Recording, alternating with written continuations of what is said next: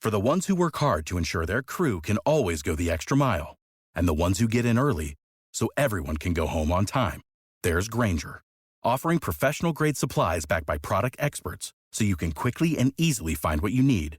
Plus, you can count on access to a committed team ready to go the extra mile for you. Call, click Grainger.com, or just stop by. Grainger, for the ones who get it done.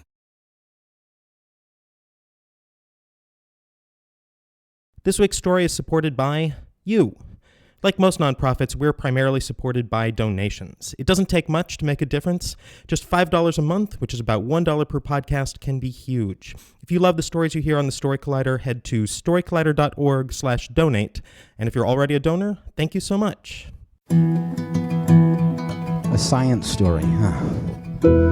These NYU scientists, I felt right. I was so and I just thought, well, I had figured it out. It was that golden moment. Because science was on my side.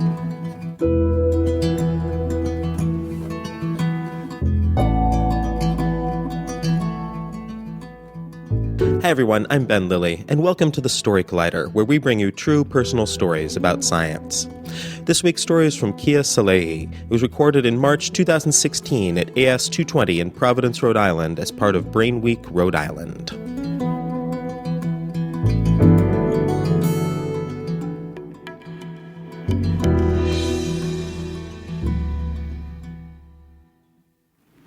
In college, I studied neuroscience because I think that the brain is the most complex, miraculous, and poorly understood piece of matter in the universe, or at least the known universe. And in class, I learned about the phenomenon of neuroplasticity, which is the ability of the brain to change as a result of experience. It means that what we practice becomes stronger. So I knew about the concept in the abstract, but my personal experiences had taught me that this was much more easily said than done. And that's because I had OCD from as early as I can remember until I left for college. And in college, as a freshman, my anxiety turned to focus on my weight, and eventually it blossomed into a full-blown eating disorder. So at 23 years old, my outlook on the world was basically that no matter how irrational I knew those disordered behaviors to be, I would never be able to change them because they were so ingrained. I didn't think that my brain was capable of changing that drastically, no matter what I'd learned in class. I felt like I had always been following these rules that I knew were irrational, but I couldn't ignore. So first with the OCD, it was things like only step on the right side of that carpet, or hold your breath under the archways in the house. And then later with the eating disorder, it became things like don't eat more than 600 calories today, or sometimes even don't eat anything at all today because yesterday you ate everything in sight. So my eating disorder started as an attempt to lose weight after years of being made to feel uncomfortable in my body. The goal was to look great for a visit from my friends from out of town at the end of the semester. So as soon as they left, I felt like I could finally eat all of this food that I had been denying myself for months. So I did, all at once. And afterward, I felt disgusted with myself. And I went back to restricting as a way to sort of make up for it. So those cycles became more and more extreme until eventually I was essentially binging one day and then fasting the next. And it was just my luck. The Wellesley dining halls are all you can eat, so it was a particularly easy trap to fall into. I wasn't paying for any of the food I was eating. And so the cycles became sort of self-perpetuating, where I was binging, and that was causing the restricting. The restricting made me want to binge, and I didn't have a way of telling which one was really causing the other. Now, at first, it was really rewarding because I was thinner than I ever was, and I also felt like I had these periods of really strict control over my weight that I had never had before, and that felt powerful. But eventually, I just became miserable because the disordered behaviors felt like more of an obligation than a choice, and I felt like it was interfering with my life in all kinds of ways that I hadn't anticipated. I would avoid having meals with friends because I would usually rather be either skipping that meal entirely or having some private feast on my own. And some days I hated the way I looked so much that I would avoid any kind of social interaction. And I would often say to myself, Kia, every time you eat too much or you skip a meal or you go for a 6-mile run at 11 p.m., you're making a conscious choice. And so if it's conscious, there's got to be some alternative that you're capable of choosing instead. But I found that after practicing these behaviors for so long, deciding to actually go ahead and eat something the day after a binge was not really a choice at all for me. I was so afraid of the disastrous possibility of gaining some weight and not making up for it immediately, or gaining a noticeable amount of weight, that you might as well have asked me to jump off a cliff and promise that someone would catch me at the bottom. And I'm afraid of heights, by the way. Some of you might do that, but not me. The jump feels like a conscious choice, right? You can't jump on accident, but your ingrained patterns of thinking and a sort of survival instinct kicks in, and it says, oh, hell no, we're not going anywhere near that, and makes it pretty impossible to do it. And in the same way, I felt like compelled to continue the disordered behaviors. And I learned the hard way over and over again that I wasn't actually in control of the disorder, but that it was the other way around.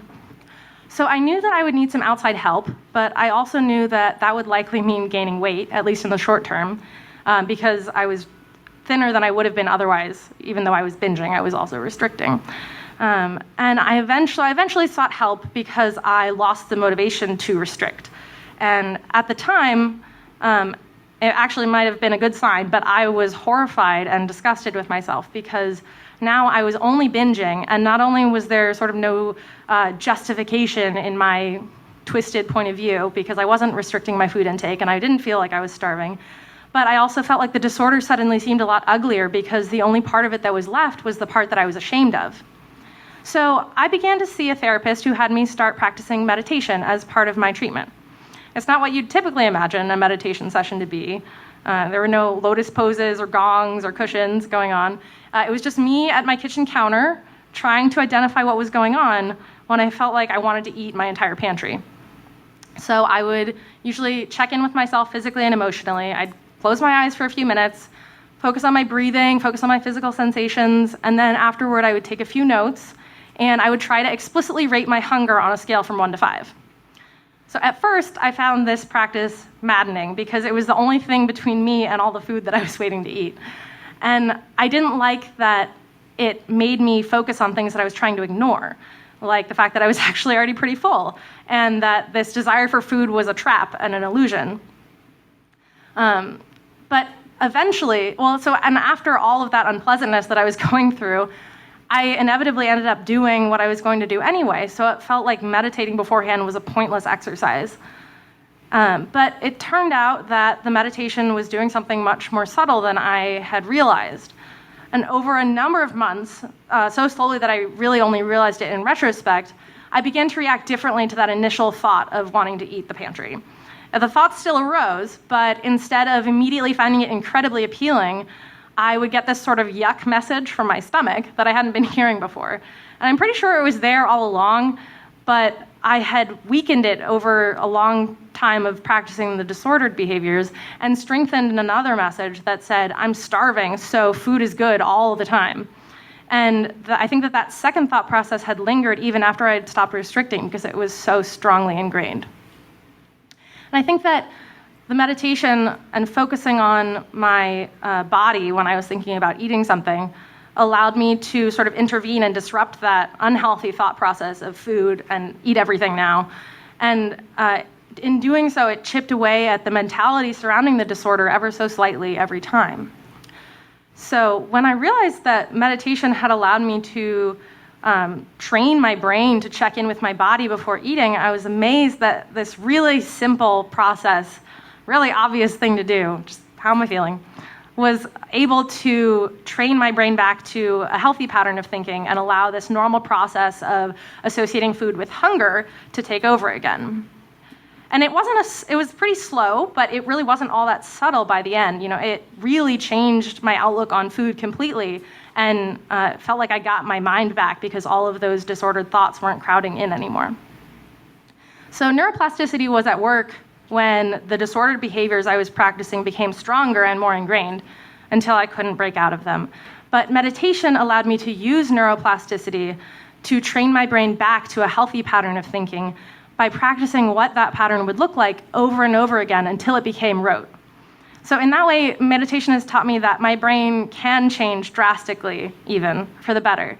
And that gives me a lot of hope for the challenges I may face in the future and for others who may feel kind of trapped in their own heads as well. Thank you.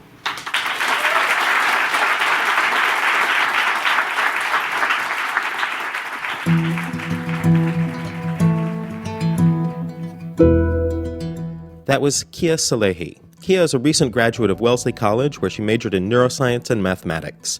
For the past 6 months, she has been traveling and working on organic farms in New Zealand with her girlfriend. She recently returned to the U.S. and is pausing in Providence to reunite with her cats and friends before moving to San Francisco to work in the tech industry. The Story Collider is produced by me, Brian Weck, Darren Barker, Ari Daniel, Christine Gentry, Skylar Bear, Shane Hanlon, and Liz Neely. The podcast is produced by Rose Eveleth. Additional help from Brooke Williams, Lana Groger, and Justin D'Ambrosio. The theme music is by Ghost. Special thanks to AS220 for hosting the show, to Brain Week Rhode Island for being amazing partners, and to Balloons for going up.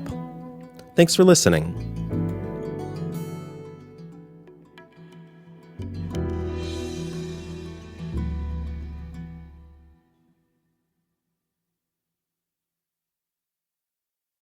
We all have that friend who wakes up early to go get everyone McDonald's breakfast, while the rest of us sleep in. This is your sign to thank them. And if you're that friend, this is us saying thank you. Just a friendly reminder that right now, get any size iced coffee before 11 a.m. for just 99 cents. And a satisfying sausage McMuffin with egg is just $2.79. Price and participation may vary. Cannot be combined with any other offer or combo meal. Ba-da-ba-ba-ba.